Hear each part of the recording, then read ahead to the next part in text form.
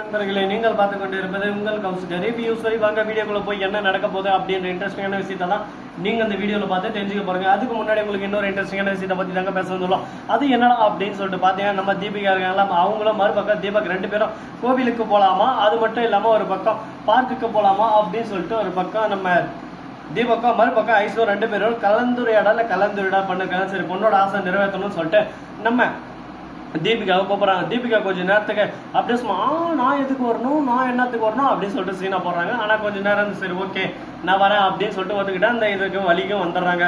அதுக்கப்புறம் எங்கே போகிறாங்க அப்படின்னு சொல்லிட்டு பார்த்தா ரெண்டு பேரும் சேர்ந்து போமா ஊர்கோலம் அப்படின்னு சொல்லிட்டு போயிட்டு இருக்காங்க. திடீர்னு பார்த்தா காரு ரிப்பேரு.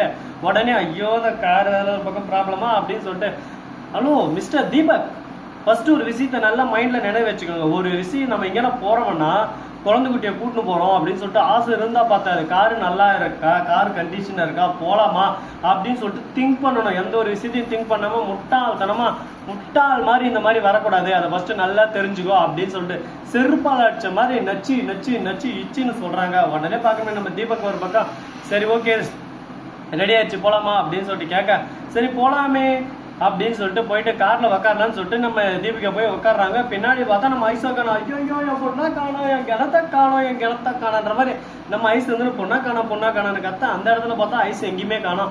ஐஸ் எங்க போனா என்னன்னு சொல்லிட்டு தெரியாம ஒரு பக்கம் பயம், ஒரு பக்கத்துல பதட்டம் அதிகமா இருந்து உடனே பார்க்கணுமே நம்ம தீபக் இருந்து பக்கம்லாம் ஓடுறாரு. அக்கம் பக்கம் ஓடி போயிட்டு, ஐயா சார் இந்த பொண்ணு இங்கே பார்த்தீங்க சார், இந்த குழந்தைங்க இங்கே பார்த்தீங்க சார், சொல்லுங்க சார் ப்ளீஸ் சார் சொல்லுங்க சார் அப்படின்னு சொல்லிட்டு எல்லாருக்கிட்டையும் கேட்டுருக்காரு. யாருக்கிட்ட கேட்டாலும் எதுவும் சொல்ல, நான் ஒரு போலீஸ் அதிகாரி, நக்கிற போது என் பொண்ணு எப்படி யார் தூக்கிட்டாங்க, அவளை சும்மா விட மாட்டேன் அப்படின்னு சொல்லிட்டு எல்லாருக்கிட்டையும் கேட்குறாங்க. கேட்டால் எங்கேயுமே ஐஸ்வா காணாங்க. போய் சிசிடிவி கேமரா இருக்குது, அதை செக் பண்ணுறாங்க. அதில் யாரோ ஒரு முக்காடை போட்ட பாட்டி அப்படியே சும்மா மெல்ல நட மீனி என்ன ஆகும் அந்த மாதிரி ஒரு பக்கம் மெல்ல நடந்து வந்து திருட்டு பால் எப்படி குடிக்கும் அந்த மாதிரி அழகா நம்ம ஐஸ் குட்டி அங்க வந்து நைஸா தூக்கிட்டு போயிடுறாங்க. ஐஸும் எதுவுமே பேசாம இப்படி இருக்காங்க ஒரு பக்கம். ஏன்டா அப்படின்னு சொல்லிட்டு பாத்தீங்கன்னா டெய்ரி மில்க் சில்க் வாங்கி தந்துருக்காங்க. என்ன எவ்வளோன்னு சொல்லிட்டு பார்த்தீங்கன்னா 300 ரூபாய். அதை பார்த்ததுமே மனசு நிறைவாயிருச்சு. இதுக்கு மேலே எனக்கு பிரச்சனையே இல்லை, நீங்கள் எங்கே கூட்டதாலும் நான் வரேன் அப்படின்னு சொல்லிட்டு ஐஸ் அவங்க கூட கண்ணு சர்ன்னு போயிடுறாங்க. உடனே பார்க்கணுமே இது எல்லாமே அந்த மல்லியோட வேலை தான். அந்த மல்லியை சும்மா விடக்கூடாது. மல்லி நீ எங்க இருக்கன்னு கண்டுபிடிச்சு உன்னை மூஞ்சியெல்லாம் உடைச்சு உன் மூலியமா என் பொண்ணை என்கிட்ட வர வைக்கிறேன். எப்படி இருந்தாலும் உன் பொண்ணு இல்லைன்றதுக்கோசரம் என் பொண்ணை கடத்திட்டு இல்லை, எல்லாம் நல்லா இருப்பேடி, எதுக்குடி இந்த விஷம் பிடிச்ச எண்ணம் உனக்கு, எண்ணத்துல விஷத்தை வச்சு தேய்க்க அப்படி இப்படின்னு சொல்லிட்டு ஒரு பக்கம் பேச ஆரம்பிச்சிடாங்க. நான் தீபிகா வார்த்தை தவறுதெல்லாம் வச்சு திரும்ப அல்ல முடியாது, வார்த்தையை பார்த்து பேச, யார்கிட்ட பேசுறன்றது அப்படின்னு சொல்லிட்டு நம்ம மல்லி சொல்ல, உங்ககிட்ட தானே பேசுறேன், என் தம்பியவே கொண்டாதானடி, உனக்கெல்லாம் என்னோட பாசத்தை பத்தி என்னடி தெரியும், எப்படியோ என்னோட வாழ்க்கையை நாசனம் பண்ணிட்டேன், என் பொண்ணையும் கடத்திட்டேன், இதுக்கு மேலே என் பொண்ணை திரும்ப பார்க்க முடியாது போல, என் பொண்ணு எங்க போனா என்ன ஆனா எப்படி இருக்கான்னு சொல்லிட்டு தெரியலையே சாமி அப்படின்னு சொல்லிட்டு கதறி எழ ஆரம்பிக்கிறாங்க. உடனே ஃபீல் பண்ணாதீங்க டோன்ட் வரி பி ஹாப்பி அப்படின்ற மாதிரி ஒரு பக்கம் சொல்லிருக்காங்க. அதே சமயத்தில் நம்ம ஐஸ் கிடைச்சாங்களா அப்படின்னு சொல்லிட்டு இன்னும் கிடைக்கலைங்க.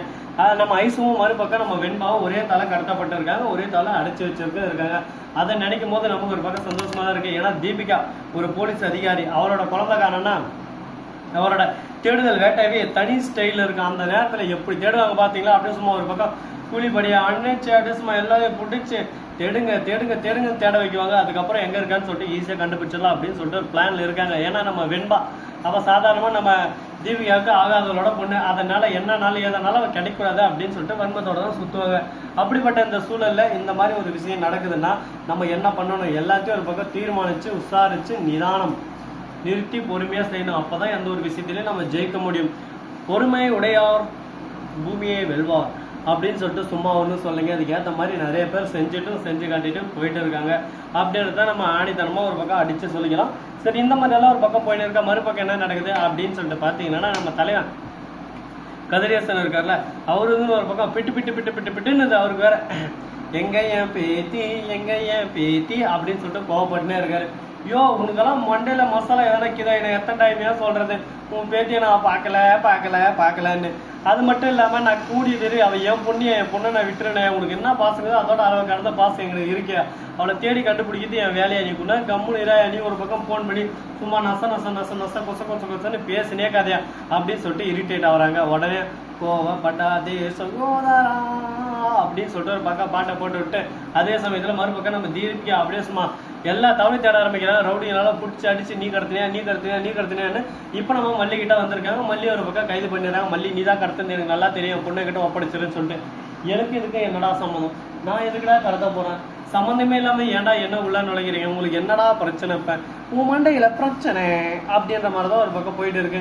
இதெல்லாம் எங்க போய் முடிய போகுது, எப்படி போய் முடிய போகுதுன்னு சொல்லிட்டு தெரியல. ஆனா இவங்க பண்றதெல்லாம் பார்க்கும்போது கொஞ்சம் கடுப்பாவும் வெறுப்பாவும் இருக்கு. என்னங்க பண்றது, நடக்கிறதெல்லாம் நல்லதுக்கே அப்படின்னு சொல்லிட்டு மனசுல எடுத்து போட்டுன்னு நம்ம பாட்டுக்கு நம்ம பாதையில் போக வேண்டியதுதான். அந்த மாதிரி தான் இப்போதைக்கு ஒரு பக்கம் சுச்சுவேஷனும் சூழ்நிலை எல்லாமே ஒரு பக்கம் நம்ம தீபிகாவுக்கு ஆப்போசிட்டாக இருக்குது. அதனால் தீபிகா எப்படி இருந்தாலும் ஐஸ்வா கண்டுபிடிக்கிற வேட்டையில் நம்ம வெண்பாவை கண்டுபிடிச்சிருவாங்க. ஆனால் வெண்பாவை கண்டுபிடிச்சாலும் நம்ம மல்லிக்கிட்ட ஒப்படைப்பாங்களா ஒப்படைக்க மாட்டாங்களா, என்ன நடக்கும் ஏது நடக்கும் அப்படின்ற பல கேள்விகள் ஒரு பக்கம் மனசுக்குள்ள ஓடிக்கிட்டு தான் இருக்கும். யாராக இருந்தாலும் சரி, நீங்களாக இருந்தாலும் நான் இருந்தாலும்.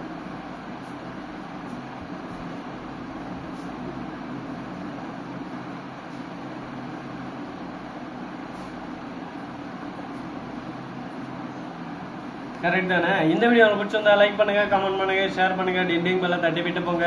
அப்பதான் நாம போற அடுத்தடுத்த வீடியோ உங்களுக்கு உடனுக்குடன் நோட்டிபிகேஷன்ல வந்து கொண்டே இருக்கும். மிக்க நன்றி. தேங்க்ஸ் ஃபார் வாட்சிங். Tata, see you. நன்றி, வணக்கம். முதல் நம்பருக்கு தருக.